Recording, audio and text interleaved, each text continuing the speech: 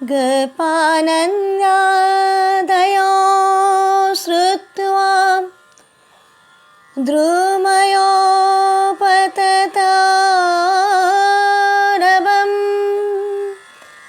तत्र जगिम कुरुश्रेष्ठ निरिघात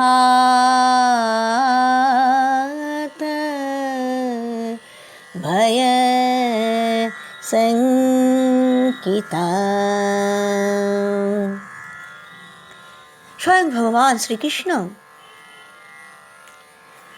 তিনি উদুকলকে আকর্ষণ করবার ছলে তো অর্জুন বৃক্ষদের উৎপাটিত করলেন। তার মধ্যে থেকে নলকূপের মণিগ্রীব তারা নির্গত হলেন। তারা কৃষ্ণচরণে পতিত হয়ে তার ঐশ্বর্য মাহাত্ম্য কীর্তন করতে লাগলেন, তার স্তবস্তুতি করতে লাগলেন। ভগবান শ্রীকৃষ্ণ তিনিও তো তাতে পরম প্রীত হলেন। তাদের প্রতি অত্যন্ত তিনি সন্তুষ্ট হলেন। নলকূপের মণিগ্রীব কৃষ্ণের এই অযাচিত অপ্রত্যাশিত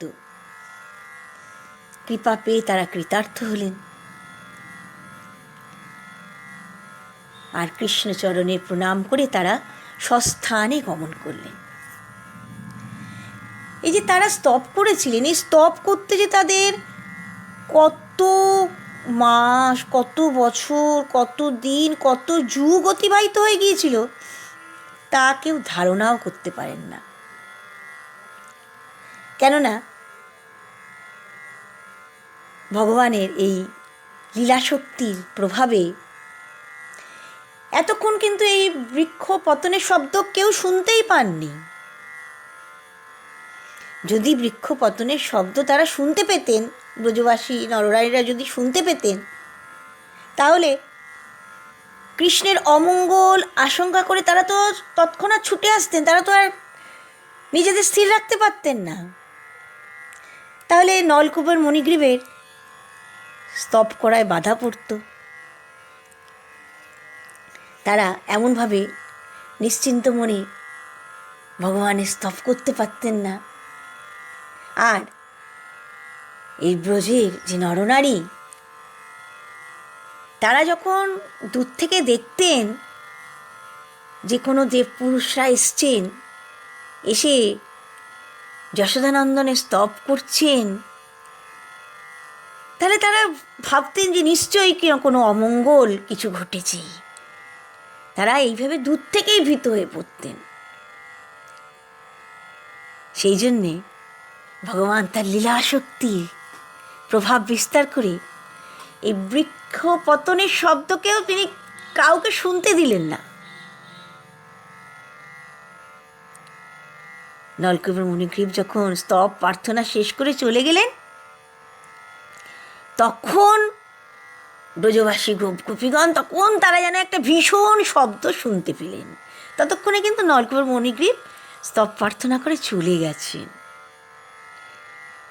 যেই এই ভীষণ শব্দ শুনেছেন তারা তো সকলে অত্যন্ত ভীত হয়ে পড়লেন। আবার কি না অমঙ্গল ঘটল। এর আগে তো কত কিছুই না হয়েছে।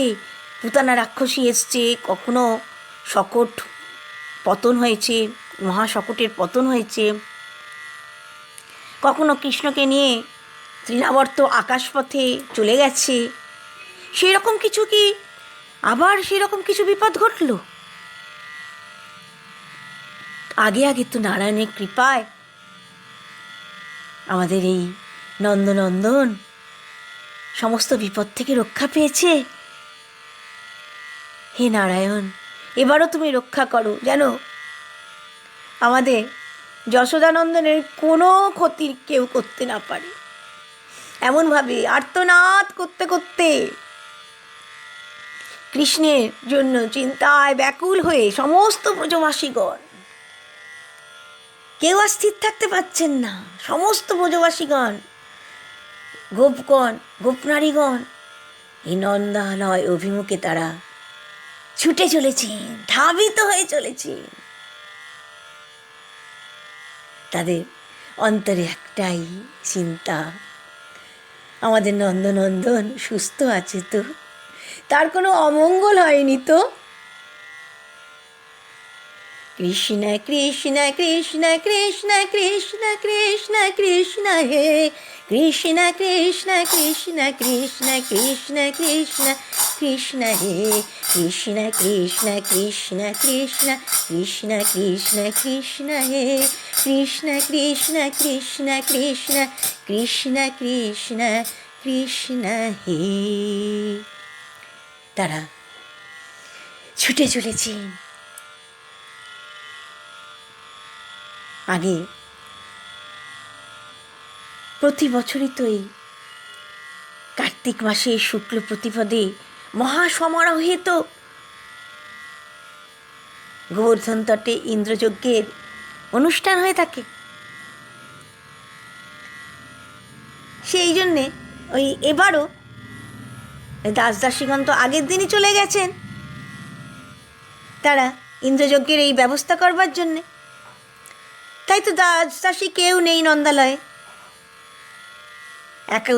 শুধু একা যশোদা মাই রয়েছেন। আর অন্যান্য গোপভবনেও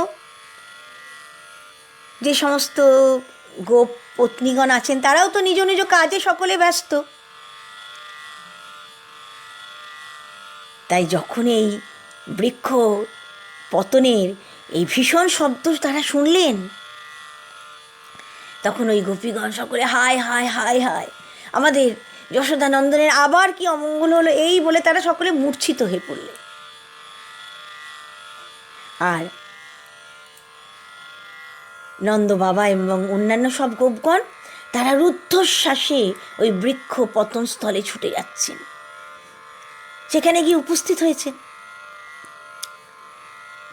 নন্দালয় থেকে কিন্তু গোবর্ধন পর্বত যে খুব কাছে তা নয়, তথাপি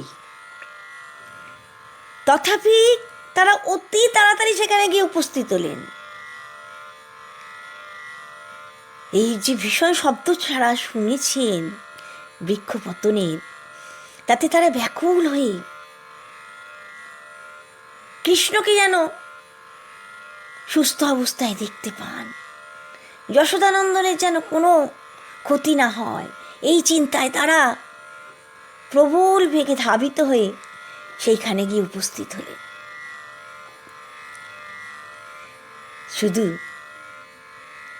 কৃষ্ণকে দেখবার জন্য যখন প্রবল উৎকণ্ঠা জন্মায়, তখন কি তিনি না দেখা দিয়ে থাকতে পারেন?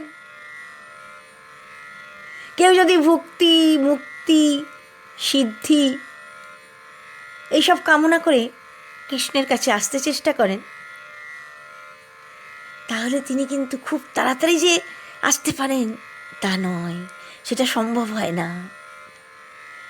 যোগীগণ নিমেষের মধ্যে তো তারা ত্রিজগৎ পরিভ্রমণ করতে পারেন, কিন্তু সেই শক্তিতে তারা কৃষ্ণের কাছে যেতে পারেন না।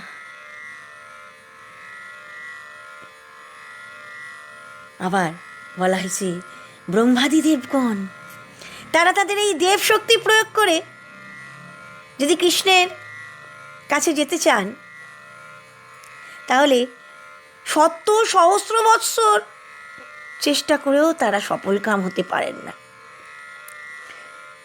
তাহলে কে পারেন? যিনি আত্মহারা হয়ে কৃষ্ণ দর্শন করবার জন্য প্রবল উৎকণ্ঠা নিয়ে একবার দেখা দাও, একবার দেখা দাও, একবার দেখা দাও, এই প্রবল উৎকণ্ঠা নিয়ে তার কাছে যান, তার কাছে যাওয়ার জন্য চেষ্টা করেন। তিনি কৃষ্ণ কৃপায় কৃষ্ণ সেবার উপযুক্ত সময়ে তিনি কৃষ্ণের নিকট যেতে তিনি সক্ষম হন। আবার বলা হয়েছে এই কৃষ্ণের লীলাস্থলীও এই ব্রজমণ্ডল সেটাও কখনো বড় হয় কখনো ছোট হয়ে যায়। কিরম? ব্রজধামে কখনো কখনো অনেক দূরবর্তী স্থান নিকটবর্তী হয়ে যায়, আবার নিকটবর্তী স্থান অনেক দূরবর্তী হয়ে যায়। গোপগোপীরা যখন কৃষ্ণ সেবার জন্য তার কাছে যাবার জন্য উৎকণ্ঠিত হন, তখন ব্রজধাম সংকুচিত হয়ে যায়। তারা কৃষ্ণের নিকটে গিয়ে পৌঁছান, আর কৃষ্ণ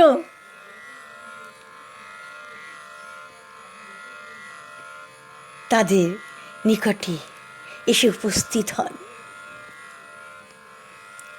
আবার যখন কৃষ্ণ সেবার জন্য কৃষ্ণের কাছ থেকে দূরে কোথাও যাওয়ার প্রয়োজন হয়, তখন ব্রজধাম আবার প্রসারিত হয়ে যায়। গোপাল লঘু ভাগবতামৃতে বলা হয়েছে, স্ফার সংকুচিতশ্চ স্যাৎ কৃষ্ণ লীলানুসারত। লঘু ভাগবতামৃতে বলা হচ্ছে কৃষ্ণের এই লীলাধাম কখনো প্রসারিত হয়, আবার কখনো সংকুচিত হয়ে থাকে। তাই সেদিন নন্দাদি গোপগণ যখন ওই বৃক্ষ পতনের শব্দ তারা শুনলেন, যখন কৃষ্ণের কি অমঙ্গল হলো, কৃষ্ণের কি হলো, এই ভাবনায় তারা ব্যাকুল হয়ে পড়লেন, তাকে দেখবার জন্য উৎকণ্ঠিত হয়ে পড়লেন। তখন তাদের এই উৎকণ্ঠার জন্যে, এই নিষ্কাম উৎকণ্ঠার জন্যে, তখন কৃষ্ণের কৃপাশক্তিতে এই ব্রজধাম সংকুচিত হয়ে গেল, আর তারা তৎক্ষণাৎ কৃষ্ণের কাছে গিয়ে উপস্থিত হলো।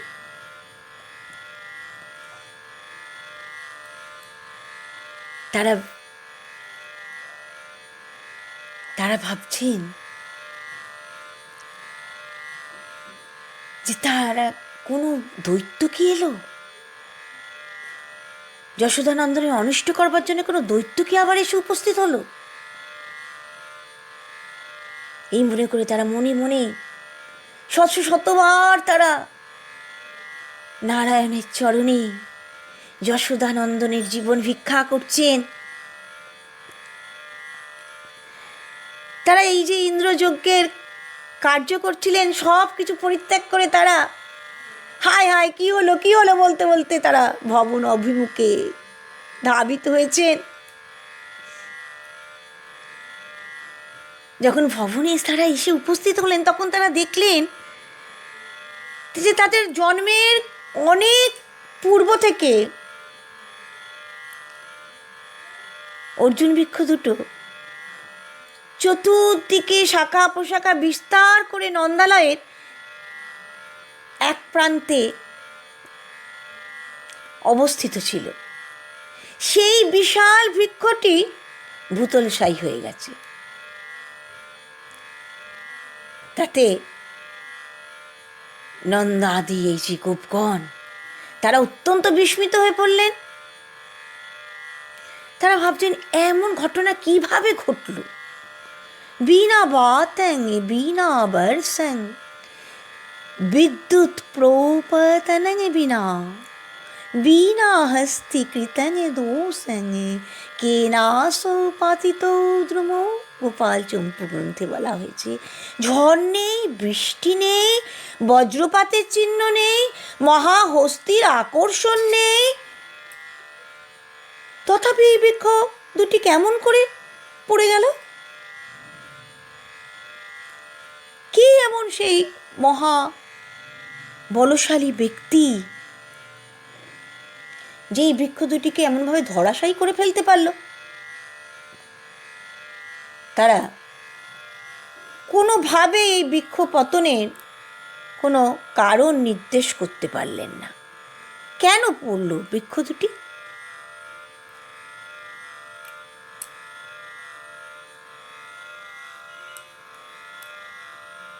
বৃক্ষ পতনের প্রকৃত কারণ যিনি, তিনি কিন্তু নন্দ বাবা এবং অন্যান্য গোপদের তিনি অলক্ষ্যে ছিলেন না।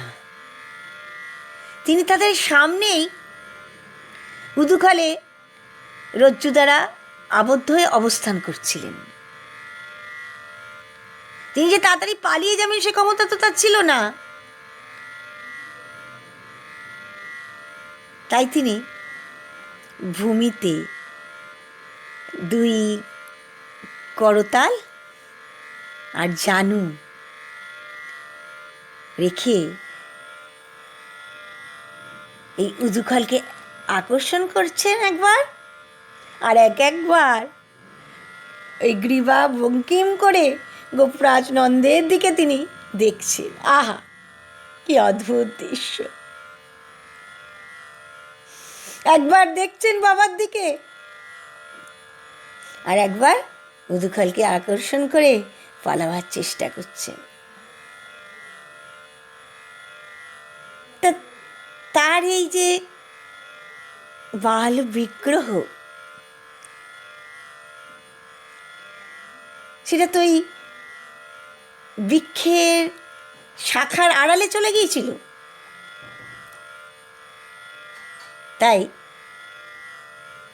এই নন্দ বাবা আরও সমস্ত গোপেরা যারা এসছেন, তারা ওই বৃক্ষপতন স্থানে এসেও তাকে দেখতে পাননি।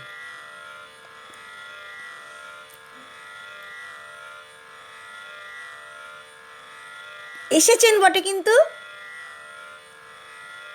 তাকে দেখতে পাননি।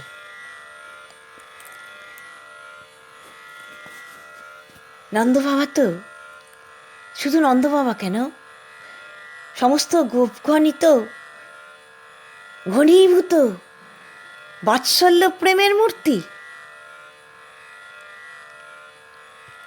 তাই তারা যদি এই উদুখাল আকর্ষণ পরায়ণ যশোদানন্দনকে দেখতেও পেতেন, তথাপি তিনি যে এই উদুখালকে আকর্ষণের ছলে বৃক্ষদের উৎপাটিত করেছেন, এমন ধারণা কিন্তু তারা কখনোই করতে পারতেন না। তাদের দৃষ্টিতে এই কৃষ্ণের কোনো ঐশ্বর্যই তো দৃষ্টিগোচর হয় না।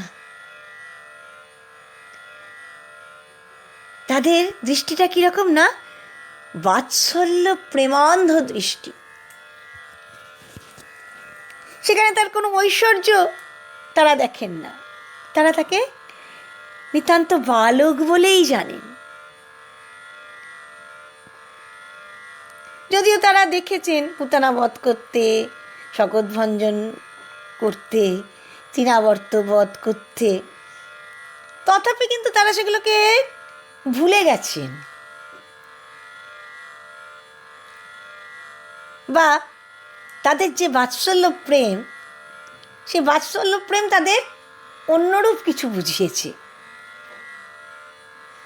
তাই তারা স্থির জানেন যে তাদের যে গৃহদেবতা নারায়ণ, সেই নারায়ণই যশোদানন্দনকে রক্ষা করেছেন, তাছাড়া তার জীবন রক্ষা হতে পারতই না।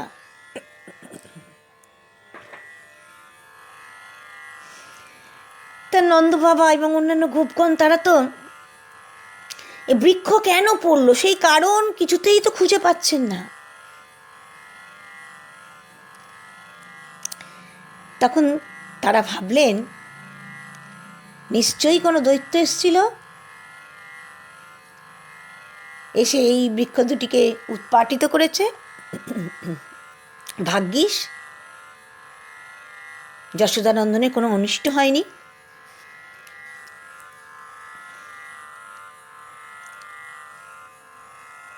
ভাগ্যিস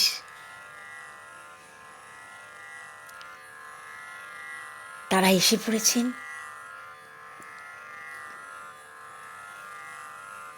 কিন্তু তারা তখনও তো যশোদানন্দনকে দেখতে পাননি, কেন তিনি তখনও তো বৃক্ষের শাখার আড়ালে রয়েছেন।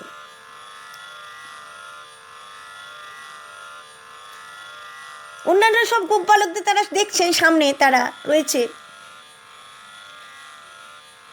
কিন্তু সেই গোপবালকদের মধ্যে তারা খুঁজছেন যশোদানন্দনকে, কিন্তু কই যশোদানন্দন তো তাদের ভেতর নেই।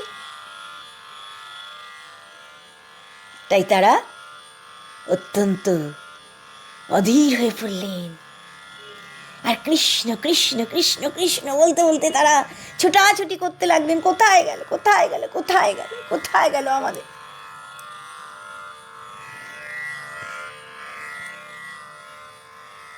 আমাদের প্রাণের প্রাণ, আমাদের জীবন সর্বস্ব,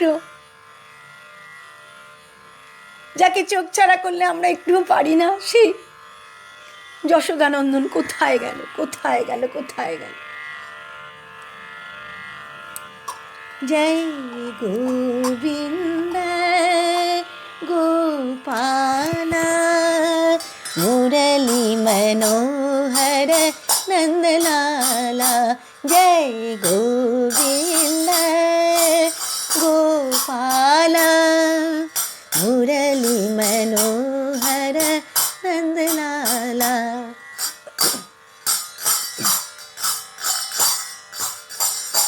जय गोविंद गोपाल मुरली मनोहर नंदलाला, मुरली मनोहर नंदलाला, मुरली मनोहर नंदलाला, मुरली मनोहर नंदलाला। जय गोविंद गोपाल मुरली मनोहर नंदलाला, यशोदा दुलाला नंदलाला, यशोदा दुलाला नंदलाला, यशोदा दुलाला नंदलाला, नंदलाला यशोदा दुलाला नंदलाला, यशोदा दुलाला मुरली मनोहर नंदलाला, मुरली मनोहर नंदलाला, मुरली मनोहर नंदलाला।